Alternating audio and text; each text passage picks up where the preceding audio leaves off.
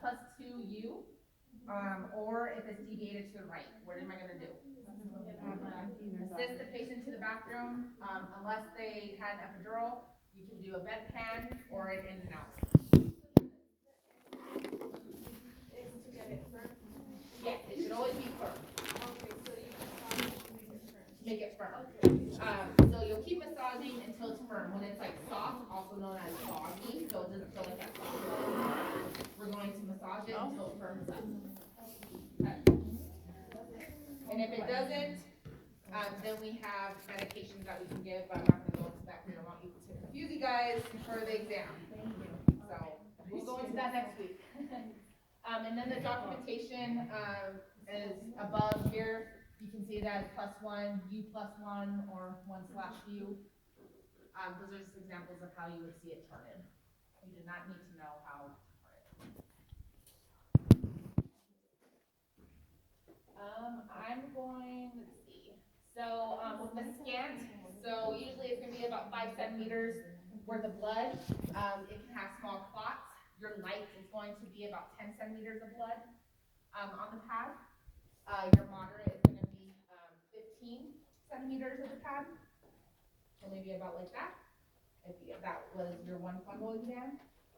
And then large or heavy is going to be 15, or if they are assessing the pad within 15 minutes, that's going to pose a question. Hey, I think my patient's hemorrhaging. So essentially, they may have some light is usually what you'll chart is going to be like your norm.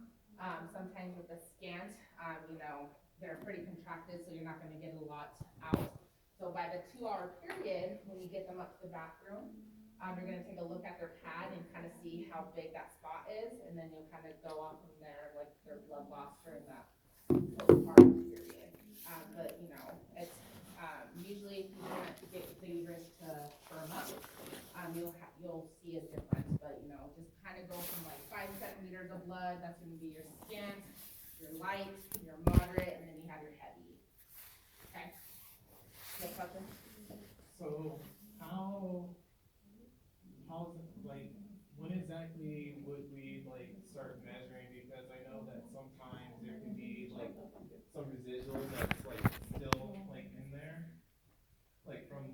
So whatever the blood loss of what the provider told you, and now if you're showing where you saturated a pad in the first hour, then I'm probably going to start weighing it because that's going to add to my blood loss. Okay. Usually if you keep the same pad for the next 2 hours, it's fine. And it's not filling up, that patient is fine. Usually if they're hemorrhaging, they can pass out on you, or they'd go into hypovolemic shock. Okay. It usually happens pretty fast. So again, the lochia rubra can last about 1 to 5 days, 1 to 4 days. Small clots are normal. It's almost like a heavy period coming from their discharge. They may have an infection. They should go see a provider right away. Same thing with bleeding. If they have that lochia rubra, within the first week, they get sent home and they're saturated pads. That's another big indicator. They need to get to the hospital because they can start hemorrhaging.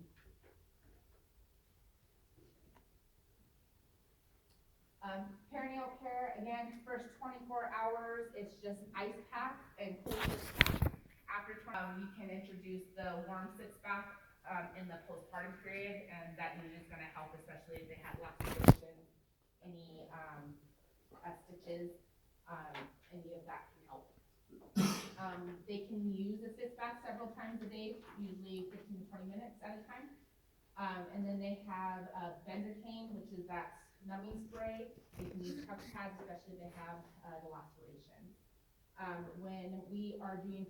When we're teaching perineal care with these patients, you want to make sure that they are washing the perineal with that squeeze bottle. So they have what they call peri bottle.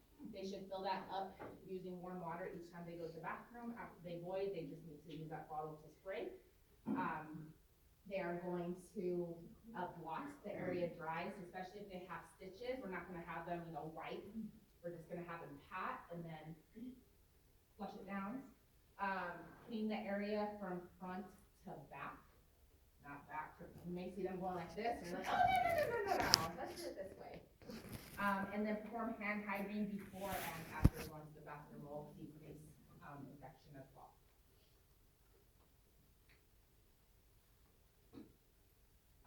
Some of the endocrine changes, so again, the placental hormones are decreased because that placenta is no longer there. You have your anterior pituitary glands where it helps produce the breast milk. So with lactating patients, so those that are trying to breastfeed, they can go lactational amenorrhea, so they do not have a period. They may not have a period from 10 weeks to 6 months. And then your non-breastfeeding clients, they may not have a period from 6 to 10 weeks. So never think that a patient, they should have a plan on the birth control. Usually in postpartum, the provider will ask them, or they should have a plan at their 6-week appointment with their provider to be put on birth control. They decide to try and prevent pregnancy happening. But just because someone's breastfeeding does not get them to stop ovulating. So you still have patients that breastfeed and they can still get pregnant. Do not let them tell you that their breastfeeding is going to stop them from ovulating. It doesn't. Yes, it can happen, but it's not 100% preventable. So if they get pregnant again, they can definitely get pregnant again.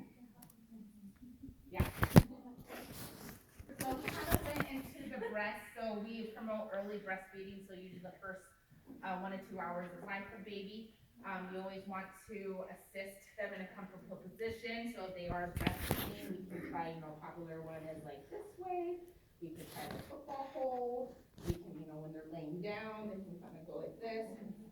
But usually we can try and help them to kind of latch baby that first couple hours.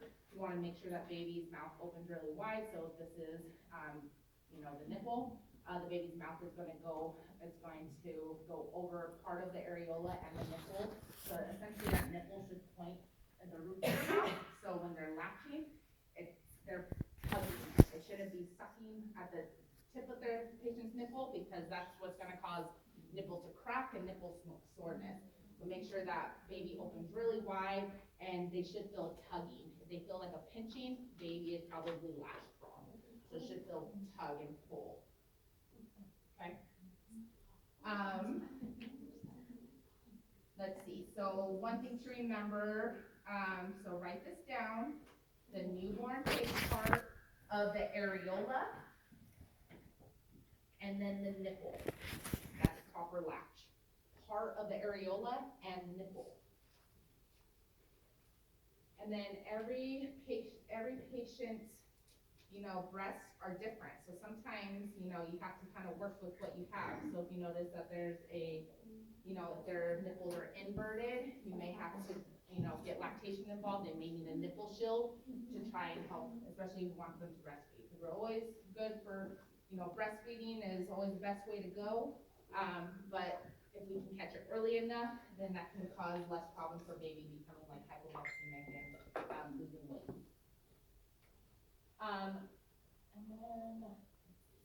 And then another one, again, with the oxytocin, putting the baby on the breast produces oxytocin, which is why they're cramping, helps prevent them from hemorrhaging.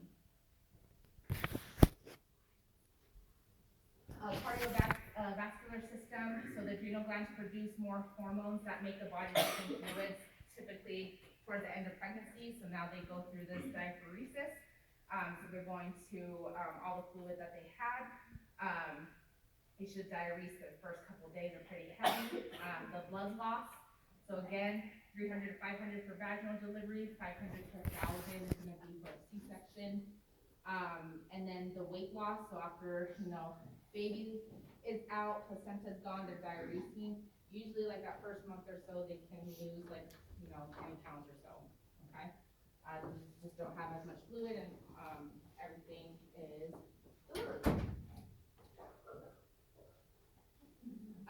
With the cardiovascular system, so usually on the first 4 to 7 days, or when we draw CBC, you'll notice that their white count is elevated. And this is called postpartum leukocytosis. And with their high white count, it just helps their body during the healing process. So usually you may see a high white count right after delivery. So if you take a look at your patient's CBC, you'll notice that you may see their H&H dropped from when they were admitted to the hospital. So just keep an eye on the hemoglobin hematocrit, but the white blood cell count is usually elevated. And then again, coagulation factors and fibrinogen levels are increased. So they're going to be more predisposed to blood clots. So definitely, if you have a C-section, make sure you have SCVs on, make sure your patient's ambulating or just not staying in bed the whole time to prevent that from happening.